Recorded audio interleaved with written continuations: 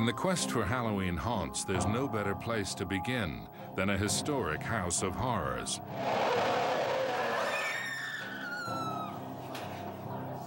The rotting remains of a maximum security prison.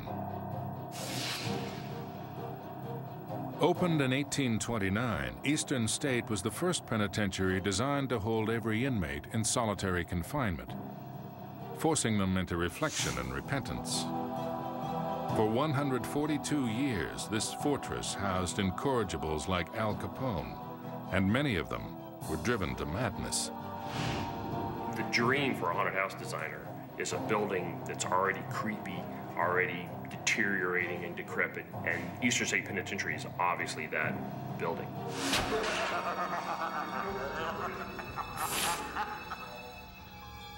It's an incredibly creepy building when you go through it. The building was abandoned for 30 years. And so it was totally untouched. So when we first came in here, it's like a lost world.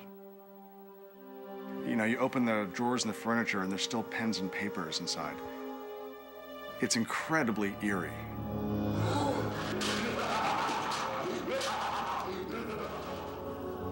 We're talking about a building that's 178 years old, where 75,000 men and women spent their lives, sometimes dying here of natural causes, sometimes leaving to be executed.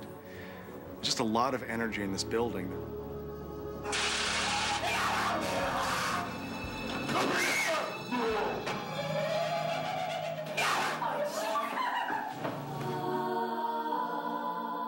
You know, people think Eastern State Penitentiary is haunted. So whether you believe in ghosts or not, you would have to agree that if they exist anywhere in the world, they would exist here.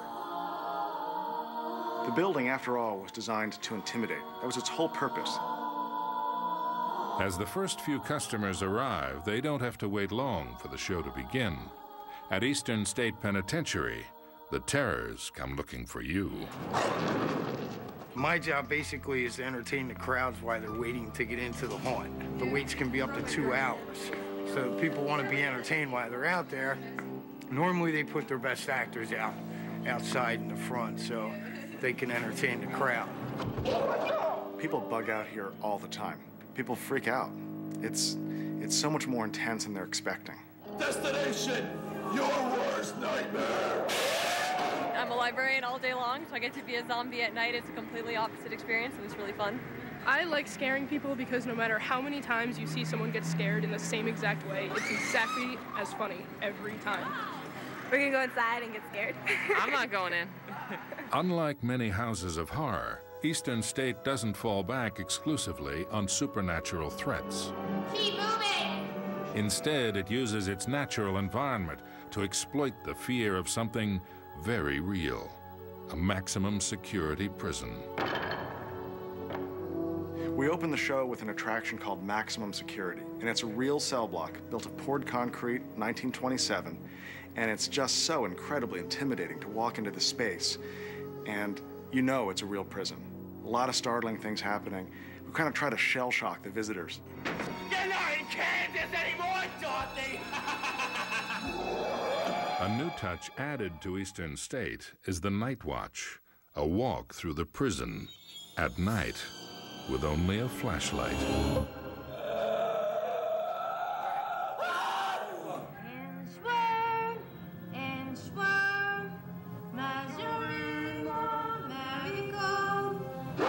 You walk through Eastern State Penitentiary and you can smell just the ancient quality, the wet brick, and just this crumbling mammoth building around you. What we can do is capitalize on the environment. This incredibly creepy, dusty, ancient old building just sends people's senses spinning. But ultimately, it's the actors that visitors remember most. A macabre cast of inmates serving their time. Chef, you hungry?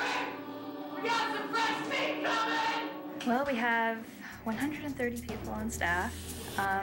Of that 130, about 90 people need makeup. And we have about 2 hours every night to get everyone ready. So we have a team of 8 makeup artists, including myself, who take care of everyone who has makeup needs. Good makeup helps the performers get into the spirit of the occasion.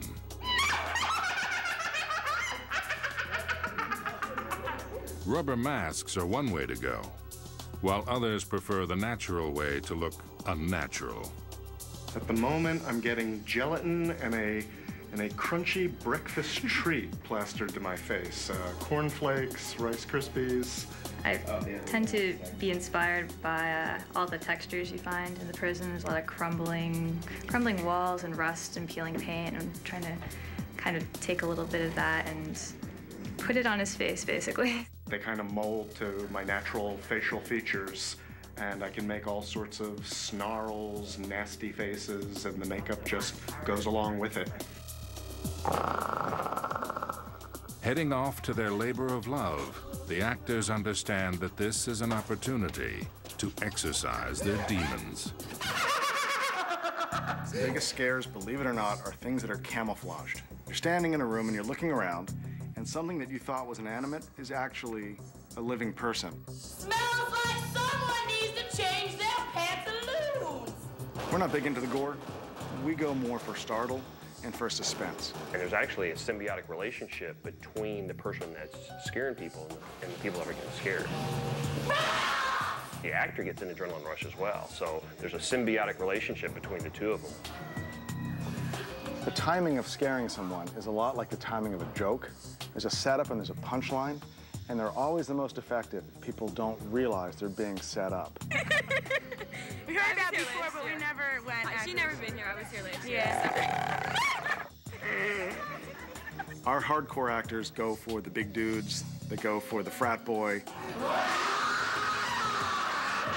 Incredibly, some of Eastern State's most loyal customers are former inmates who have come back to visit their old haunt. People come back and want to see their old cell. They bring their kids. Get out of my kitchen! Nobody likes uninvited guests! Just the experience of history and the atmosphere around you makes it that much more interesting. Plus, you never knew when somebody was going to jump out and scare you. I'm here! Come on up! She got already freaked out a couple of times. times. Yeah, I got freaked out already. There's some scary guys over here. They want a taste of danger without actually being endangered. They want to get a sense of an adventure. We're watching you! It makes me think about what Edgar Allan Poe said. I've never believed in ghosts, but I've been frightened of them all my life.